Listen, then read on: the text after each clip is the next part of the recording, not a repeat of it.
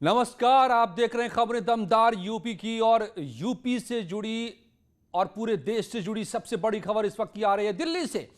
PM आवास पर बैठक जारी है। पीएम मोदी, गृह मंत्री अमित शाह और बीजेपी के अध्यक्ष जेपी नड्डा के बीच बातचीत और मंथन का दौर चल रहा है।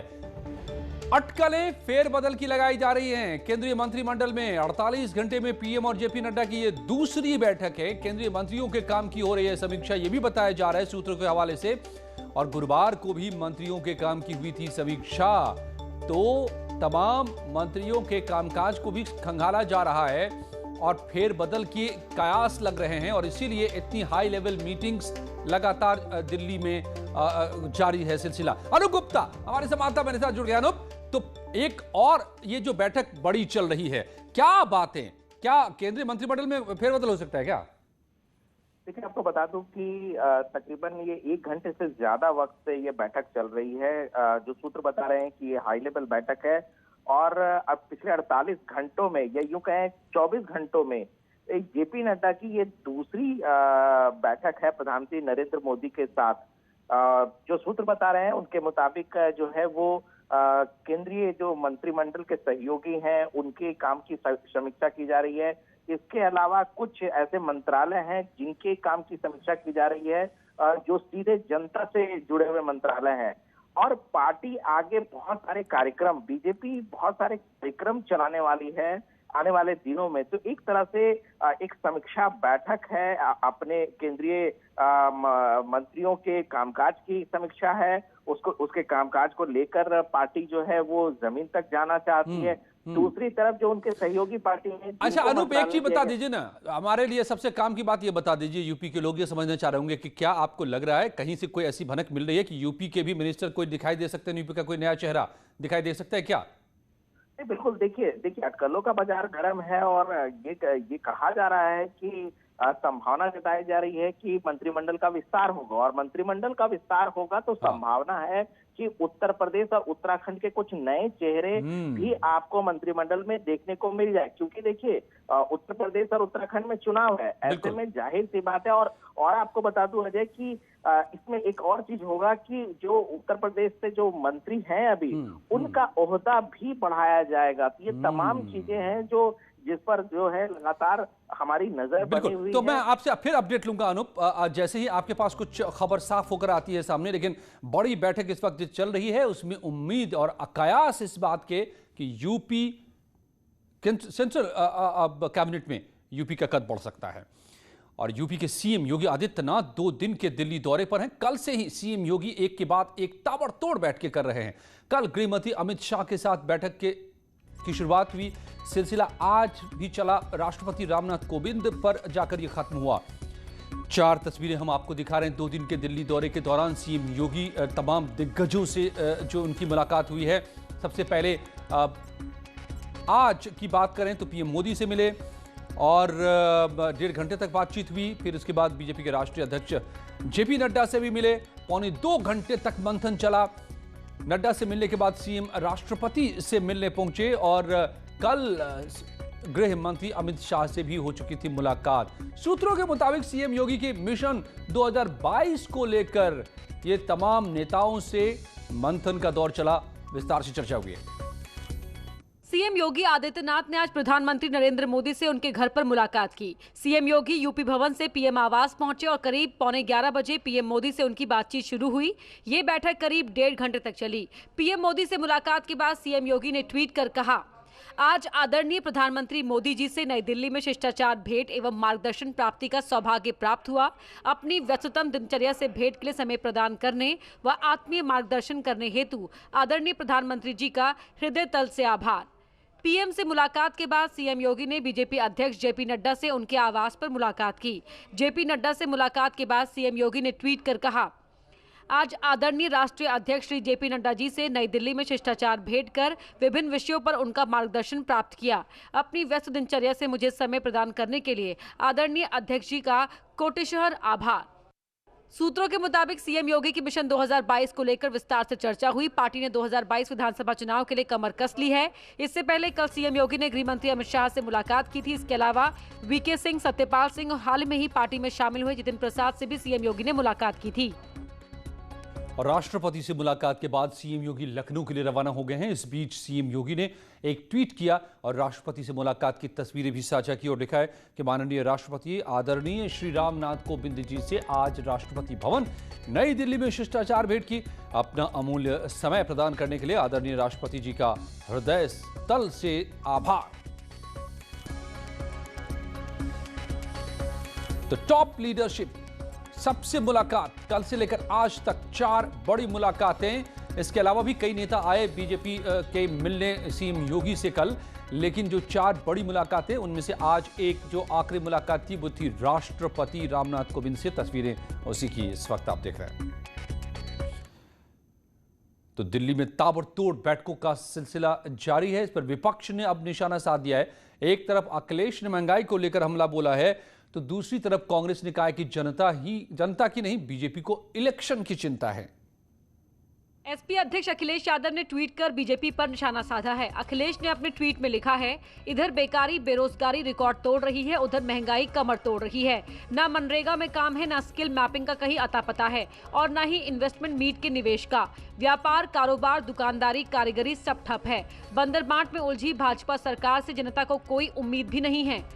वहीं दूसरी ओर कांग्रेस ने भी बीजेपी पर निशाना साधा है। यूपी कांग्रेस अध्यक्ष अजय कुमार लल्लू ने कहा कि जनता की चिंता करने की जगह योगी सरकार इलेक्शन मोड में आ चुकी है। बजाय चर्चा के कि कोविड के दौरान हजारों लाखों परिवार उजड़ गए, उनके लिए क्या आने वाले समय में व्यवस्था किया जाए, दवाई का, अस्पतालों में डॉक्टर का इंफ्रास्ट्रक्चर कैसे सुधारा जाए, ये सरकार तो लगी है कि आगामी चुनाव कैसे जीता जाए। सुहेल देव भारतीय समाज पार्टी के अध्यक्ष ओम प्रकाश राजभर का कहना है कि महंगाई और दूसरे जरूरी मुद्दे पर बीजेपी चर्चा करने को तैयार नहीं है। आज चर्चा खाली हो रही है तो अनिल शर्मा की और योगी की। एक भी पिछड़े समाज के नेता 52% आबादी पिछड़ों की है, 22.5% दलितों की आबादी है।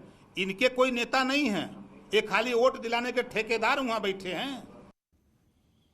और इस बीच खबर यह भी है कि निषाद पार्टी के अध्यक्ष डॉक्टर संजय निषाद आज फिर गृह मंत्री अमित शाह से मिलेंगे। इस मुलाकात का वक्त शाम 7 बजे का तय है।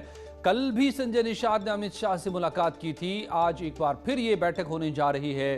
तो क्या दोनों पार्टियों के दिल मिल चुके हैं? चुनाव आने वाले हैं और तो क्या आखिर किस तरह की 2022 को लेकर के आजमाइश चल रही है, एक्सरसाइज चल रही है दिल्ली में। आज महाबहस हम करेंगे इसी पर। लेकिन इस बीच खबर यह भी है, इसी से जुड़ी हुई 2022 चुनाव को लेकर हलचलें बढ़ती दिखाई दे रही हैं। अखिलेश यादव से मिली हैं पल्लवी पटेल। अपना दल के कृष्णा पटेल धड़े की नेता हैं पल्लवी पटेल।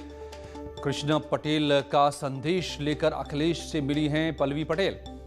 यूपी विधानसभा चुनाव को लेकर की चर्चा की। अखिलेश यादव से 45 मिनट तक हुई बातचीत। अनुप्रिया पटेल की बहन है पल्लवी पटेल। आपको बताएं कि सोनीलाल पटेल जो कि एक कद्दावर नेता मिर्जापुर के इलाके में रहे हैं और उनकी दोनों बेटियां 2 अलग अलग धड़े में बढ़ चुकी हैं।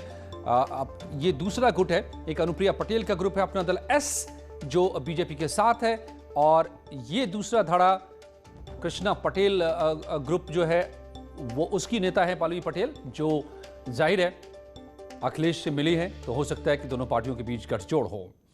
और हाल ही में कांग्रेस से बीजेपी में शामिल हुए जितिन प्रसाद ने न्यूज 18 से खास बात की है। इस बातचीत में जितिन ने कहा है कि किसी पद के लिए बीजेपी में नहीं आए हैं। इसके साथ ही जितिन ने कहा कि वो ब्राह्मण समाज के लिए काम करेंगे, क्योंकि अपने समाज के लिए काम करने पर किसी को परेशानी नहीं होनी चाहिए। यूपी के सीएम योगी आदित्यनाथ से आपकी मुलाकात हुई और चर्चा भी जरूर हुई होगी। खबर यह है कि अब आपको योगी कैबिनेट में जगह मिल सकती है। क्या कहना चाहते हैं आप आने वाले समय? देवगन जी, हम जैसे लोग जी, मैं आपको बता दूं आगे क्या होगा ये तो मैं नहीं बता सकता। ना मैं ज्योतिषी हूं, ना मैं भविष्यवाणी कर सकता हूं जी, मगर इतना जरूर बता सकता हूं कि मैंने कांग्रेस पार्टी इसलिए नहीं छोड़ी कि मुझे कोई पद नहीं मिला, पद मिले। और मैंने भारतीय जनता पार्टी इसलिए ज्वाइन नहीं की कि सिर्फ पद मिलेगा। और ना ही मुझे चंद ही घंटे हुए हैं, मगर मैं जानता हूं भारतीय जनता पार्टी के तौर तरीके, वो कोई सौदा करके कोई व्यक्ति वहां ज्वाइन नहीं करता है। बड़े सोच समझ के लोगों को वहां ज्वाइन भी कराया जाता है, सदस्यता भी दिलवाई जाती है, और सबका एक निर्धारित रोल होगा और ये शीर्ष नेतृत्व तय करेगा। जितेंद्र प्रसाद मैं तो एक कार्यकर्ता के रूप में और लॉन्ग टर्म मैं विजन लेके आया हूं। ये एक ब्राह्मण चेतना परिषद एक संस्था है जो चलती है, जिसका मैं संरक्षक हूं जी। और मैंने पूरा समय दिया, जब हम लोगों ने जिलेवार संवाद किया, चाहे वो ऑनलाइन लॉकडाउन के दौरान हो चाहे जाना पड़े हो, तो उसमें समाज के हित की बातें, जहां उत्पीड़न हुआ वो, जहां और नौकरियों से लेके तमाम समस्या उनका समाधान की चर्चा हुई। गैर राजनीतिक संगठन है ये, यहां ये नहीं तय होता था कि किसको वोट दिया जाएगा और किसको नहीं, और संगठन भी ये नहीं तय करता था कि ये जितेंद्र प्रसाद कौन सी पार्टी में होंगे या कौन सी में नहीं। जो सही लगता था समाज के हितों के लिए वो वहां बात रखी जाती थी। और अब मैं कह सकता हूं कि भारतीय जनता पार्टी में आने के बाद मैं सिर्फ बात उठाने का काम नहीं, समाधान ढूंढने का काम करूंगा और दमदारी से। और सार्वजनिक जीवन में हम चुनाव भी लेते तो सभी समाज के लोगों को साथ लेके चलते हैं, मगर अपने समाज के लिए अगर हमने किया है तो किसी को कोई परेशानी नहीं होनी चाहिए। आज पूरे देश में कांग्रेस ने महंगाई के खिलाफ प्रदर्शन किया। पेट्रोल पंप और चौराहों पर कांग्रेस कार्यकर्ताओं ने सरकार के खिलाफ जमकर नारेबाजी की। यूपी की 6 शहरों की तस्वीरें देखी, मेरठ, गाजियाबाद, वाराणसी, संभल, प्रयागराज और दूसरे नोएडा। कांग्रेस कार्यकर्ताओं ने लगातार बढ़ती पेट्रोल, डीजल और एलपीजी सिलेंडर की कीमतों के विरोध में नारेबाजी की। सभी जगह पर पुलिस ने कोविड प्रोटोकॉल का उल्लंघन करने पर कार्यकर्ताओं को रोका। कई जगह पुलिस और कांग्रेस कार्यकर्ताओं में झड़प भी हुई। इस दौरान पुलिस ने कार्यकर्ताओं को हिरासत में भी लिया।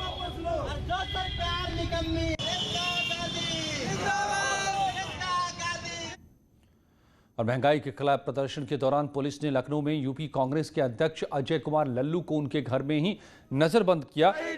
सैकड़ों कार्यकर्ताओं के साथ विधानसभा के बाहर प्रदर्शन करने जा रहे थे लल्लू। उसी की 2 तस्वीरें आपके सामने हैं। इस दौरान मीडिया से बात करते हुए अजय लल्लू ने यूपी सरकार पर निशाना भी साधा।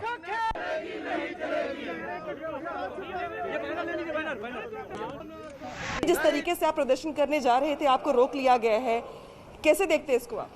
जुल्मी कब तक जुल्म करेगा, सत्ता के गलियारों से जर्रा जर्रा गूंज रहा है इनकलाब के नारों से। आज राष्ट्रीय अध्यक्ष जी के निर्देश पर पूरे देश में पेट्रोल और डीजल के दामों में जिस तरह बढ़ोतरी हो रही है, उसके खिलाफ पेट्रोल पंपों पर आंदोलन होना है। कांग्रेस का कार्यकर्ता आंदोलन करेगा, सरकार लाख पहरे लगा ले, हमारे इरादों को नहीं रोक सकती। महंगाई की मार देश झेल रहा है। गैस सिलेंडर 900 रुपए से अधिक, सब्सिडी को सरकार ने समाप्त कर दिया। सरसों का तेल 220 रुपया लीटर, दाल 150 रुपया किलो। किसान परेशान, आम आदमी परेशान, व्यापारी परेशान, मध्यम वर्गीय वर्ग परेशान। मध्यम वर्गीय लोग तो आत्महत्या कर रहे हैं। और मुरादाबाद में कांग्रेस की रैली के दौरान कोविड के नियमों की धज्जियां उड़ी। प्रदर्शन के दौरान ना तो किसी ने मास्क पहना था, न ही सोशल डिस्टेंसिंग का पालन दिखा। और इसे हुई फरीद शमसी की देखिए रिपोर्ट।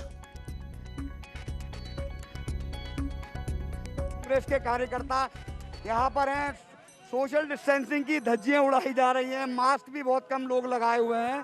लेकिन राजनीति करनी है, विरोध प्रदर्शन करना है, तो ये सीधा मुरादाबाद में आज पेट्रोल डीजल की बढ़ते हुए प्राइस को लेकर ये प्रदर्शन है। राजनीति चमकाने के लिए किसी भी तरह विरोध कर सकते हैं, लेकिन कोविड गाइडलाइन के नियमों का पालन करना ज़रूरी है। महामारी फैल रही है, अगर कोई कोरोना संक्रमित इसमें आ जाता है तो स्थिति बहुत ज़्यादा बिगड़ सकती है।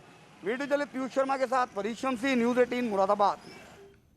लौटते हैं कुछ ही पलों में और भी दमदार खबरों के साथ।